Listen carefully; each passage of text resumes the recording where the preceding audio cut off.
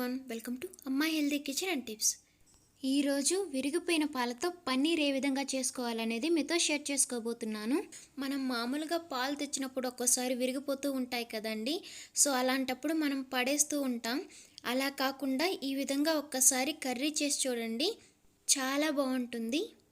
మరైతే దాన్ని ఏ విధంగా చేసుకోవాలనేది చూసేద్దాం. నేను మామూలుగా పాలు స్టవ్ మీద పెట్టగానే ఈ విధంగా విరిగిపోయాయండి.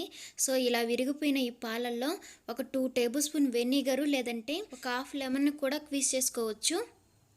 ఇప్పుడు వీటిని ఒకసారి బాగా కలిపితే అవి గడ్డలు గడ్డలుగా ఏర్పడతాయండి. ఇలా వెనిగర్ యాడ్ చేసిన తర్వాత ఒక 1 మినిట్ పాటు కుక్ చేసుకుంటే చూడండి ఇలా ఏర్పడతాయి. ఇలా విరిగిపోయిన పాలని మనం డైరెక్ట్గా వడకట్టుకోవచ్చండి. కానీ అవి విరిగిపోయి ఉంటాయి కాబట్టి కొంచెం స్మెల్ ఏదన్నా వస్తుందని చెప్పేసి ఈ విధంగా నేను వెనిగర్ కానీ లేదంటే లెమన్ కానీ యాడ్ చేసుకోమంటున్నాను. ఇప్పుడు వీటిని వడకట్టుకోవాలి.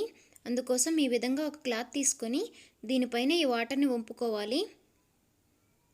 ఇలా వంపేసిన తర్వాత మనం వెనిగర్ యాడ్ చేసుకుంటాం కదా, కాబట్టి కొంచెం పుల్లగా ఉంటాయి. అందుకని చెప్పి కొద్దిగా కూల్ వాటర్ యాడ్ చేసుకొని ఆ వాటర్ అన్నీ వంపేసిన తర్వాత చూడండి ఇలా గట్టిగా మనం పిండేసి ఇలా మూటలాగా కట్టాలి.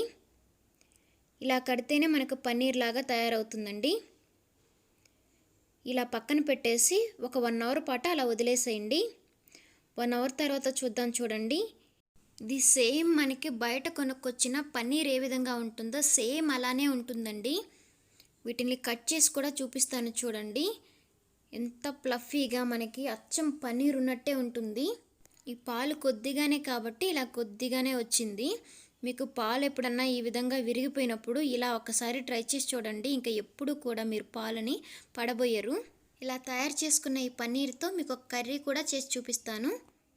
అందుకోసం స్టవ్ మీద ప్యాన్ పెట్టుకుని ఒక 1 టేబుల్ స్పూన్ ఆయిల్ వేడి చేసుకోవాలి. ఆయిల్ వేడెక్కాక ఇందులో కొద్దిగా పోపు గింజలు యాడ్ చేసుకొని అవి కొద్దిగా చిటపటలాడాక సన్నగా కట్ చేసి పెట్టుకున్న 1 కప్పు ఆనియన్ ముక్కలు, కొద్దిగా కరివేపాకును కూడా యాడ్ చేసుకొని ఫ్రై చేసుకోవాలి. ఆనియన్స్ అనేవి సగం ఫ్రై అయ్యాక ఇప్పుడు ఇందులో కట్ చేసి పెట్టుకున్న కొన్ని టమోటా ముక్కలు, కొన్ని క్యాప్సికమ్ ముక్కలు, కొన్ని క్యారెట్ ముక్కలు, సన్నగా కట్ చేసి పెట్టుకున్న 1 ఇంచ్ అల్లం ముక్కలు, ఒక 1/2 టేబుల్ స్పూన్ కారం, చిటికెడు పసుపు, తగినంత సాల్ట్ కూడా యాడ్ చేసుకొని మంటని మీడియం ఫ్లేమ్లో పెట్టుకొని ఒక 5-6 నిమిషాలు కుక్ చేసుకోవాలి. 5 నిమిషాల తర్వాత చూడండి వెజిటేబుల్స్ అన్నీ బాగా మగ్గిపోయాయి. ఇప్పుడు ఇందులో మనం తయారు చేసి పెట్టుకున్న ఈ పన్నీర్ని ఈ విధంగా క్రష్ చేసుకొని యాడ్ చేసుకోవాలి. ఇలా మొత్తం పొడి పొడిగా నలుపుకొని యాడ్ చేసుకున్న తర్వాత ఇప్పుడు ఇందులో మీకు ఇష్టం ఉంటే కొద్దిగా గరం మసాలా కానీ లేదంటే ఈ విధంగా తాలింపులో పొడి కానీ యాడ్ చేసుకొని మరో 2 నిమిషాలు కుక్ చేసుకోవాలి. 2 నిమిషాల తర్వాత చూడండి కర్రీ అనేది రెడీ అయిపోతుంది. ఇప్పుడు ఇందులో చివరిగా కొద్దిగా కొత్తిమీర యాడ్ చేసుకొని సర్వ్ చేసుకుంటే ఎంతో టేస్టీగా ఉండే పన్నీర్ బుర్జీ రెడీ అయిపోతుందండి. ఇది చపాతీల్లో కానీ రోటీల్లో కానీ చాలా బాగుంటుందండి. ఈసారి ఎప్పుడైనా పాలు ఇరిగిపోయినప్పుడు ఈ విధంగా ట్రై చేసి చూడండి, మీకు చాలా బాగా నచ్చుతుంది. మరైతే ఈ వీడియో నచ్చినట్లయితే ప్లీజ్ లైక్ చేసి సబ్స్క్రైబ్ చేసుకోండి. మీ ఫ్రెండ్స్ అండ్ ఫ్యామిలీ మెంబర్స్కి షేర్ చేయండి.